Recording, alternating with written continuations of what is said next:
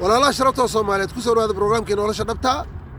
ku nolol dhaba maanta laba qisan kula qaybsanaya baagan hadda jooga socodkeeda soo dhameystay kow waxa way kaliya ma u daran labada shay oo joojinayso kaliya u daran maadaama aan kaliya xanuun qabo laba sheekadan la leeyahay ani qurbaha waa ka guuriya waa ka socdaa la leeyahay inay waxba ka jirin qiso alla yaabi doonta kula qaybsanaya mid qisadan ku hormarayaaye annagoo masaajid joogno sheekh caalim ah oo ragii Madiinada Munawwara soo dhameeyay jamaacada Madiina soo dhameeyay yaa dalkan ka guuray Yurubtaan ka guuray masaajidan fadhinaa muxaadaro dhameystay marka su'aalan weydiiyay waxaan ku yiri sheekhana culimadeena khayr Allah si dadka diinta waa bareen dalkeena Soomaaliya ama meesha Soomaaliya wada degtaba laakiin waxay ka saacdeen aan ku yiri dacwadii qurbaha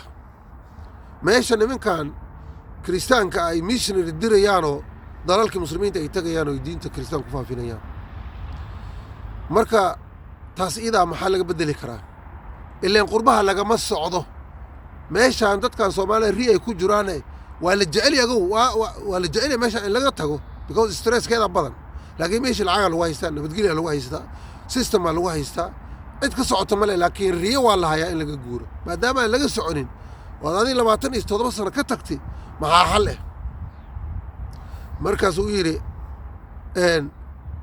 markii isaga laftiisa qisada la yaab loo noo sheegay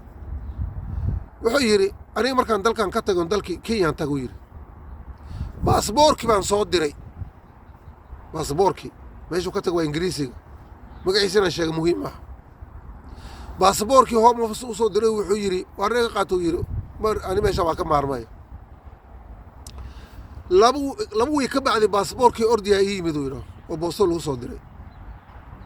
maxaa la socdo waraaq wuxuu yiri adiga marka koowaad dadka aan raadinayno oo xaq jirka matid oo hadda koor waxa register oo noo yeelay malaha marka labaad dalkan dami aad ka gashay ma arkin marka saddexaad baasaboorka nationality inaad qaatin oo ma aadan soo dirin oo inaad British give up ka suubinayso iska daynayso oo ma sheegin markii baasaboorka qofku uu iska celinaya fees la bixiyaa jiray waxa soo dhan oo ma aadan sheegin waxa la yiri baasaboorka anigu easygaas kuma celinay baasaboorka hada qaado 27 sano Usmaano baasaboorka asaga waa kan hadda ku soo noqdo dhax marka waxaan ogaado uu yiri we are subject to the queen oo macnaheedu tahay waxaan shaqaale u nahnay oo adoomo u nahnay boqorado waa markay boqoradu noolad waa adiga waxaan u maleynaa 22 meelahaas ay ahayd ila ku 20 maaqan meelahaas ay markay dhimanayso marka waxa sheegaysa waxba ka jir goormuu ninkan leeyahay sheekhan waa markii 27 sano ka bacdi waxa weydii carruurtii meey carruurtu weynaadeen waa soo noqday kuwa weynaa soo noqdeen u dhahay hadda waa weyn hadda soo noqdeen markaan sheekh marka maadaama adigana hadda soo noqdo baasaboorku lagu soo celiyay ilaa qofka Soomaali wuxuu sheegay moogta xaaja u soo noqday arrin ay ugu dhacday waa ma soo noqday waa excuse waxaas laakiin carruurta adeed soo noqon carruurtaada soo noqday dhiigaada dhacaankaada meesha joog marka wuxuu yiri walaalayaal meesha laga ma socdo oo Usmaan sheegay runtiis weeye masaajidkan iskuul islaamiga laga furo markaasaan ku yiri sheekhana dadka waa masaakiin in Nairobi markaad ku noqotid dadka tujaarta Allah hadalo bal ayaga uu faa'iideeyo iskuul islaamiga ayaga ha furteen anaga lacagta bixinaynaa lacagta fees ku bixin karnaa laakiin dadkan waa qaxootiyo iskuul islaamiga ma furan karaan ee dadka tujaarta ah beeshiradina halkan keenay dhamaha inay soo guuraan agu dad la shirko ka bacdin percentage-ka lagu soo diro hadi kulay markii ideed waa un arinteedu waa ku qancay marka waxaan idin sheegayaa marka ummadda Soomaaliyeed meelka joogtaan sheekadan ani qurbaha waa ka guuraan leedahay inay waxba ka jirin oo iska jacayl tahay yani aad iska jacaysahay wishing something and reality is different waxa jacaysahay iyo xaqiiqdu waa kala duwan tahay أنا ما أقول قلت الله مركب ولا شيء لابد ما يلوب الدك ها سومالينا دك قربها دك عروتاد مرة حقها تجينا مرة انتهي مادين لكن بريوري تكون نقد ماشى دك انتهي كم سوقات قري أضبها انتهي هرد مركب كوباد ماشى دك انتهي كردسو maraykanaa degan tahay yurubaad degan tahay australia kanada degan tahay gurigaas gacanta ku dheg ka bacdi dalku jooso ma fahanti soo maha markaas ka bacdi dalku u jooso guri ka dhiso laakiin carruurtaada alista markay beri kaa baxdo waxay dhaxlaan ay haystaan waa tana marka idinku boorinaya marka haddaa lagu qalday oo la yidhahdo dalkan waa laga guuraa ku cibro qaada sheekhan oo 27 soo maqnay haddana goormuu ogaaday meesha dalka inaan laga tegayn goormuu ogaaday waa 27 sano ka bacdi ma fahantay soo maha carruurtiin ayagoo guri lehen hadda soo noqdeen marka walaalkay oo baraarug walaashay baraarug micneeda maaha agoo qurbaha inaan dadka ku boorinaya meeshaa meel la soo dega maaha aniga in la hadlaya waxaan joogaa 27 sano hal qof ma keenin ha keenan ku dheera qof ha keenin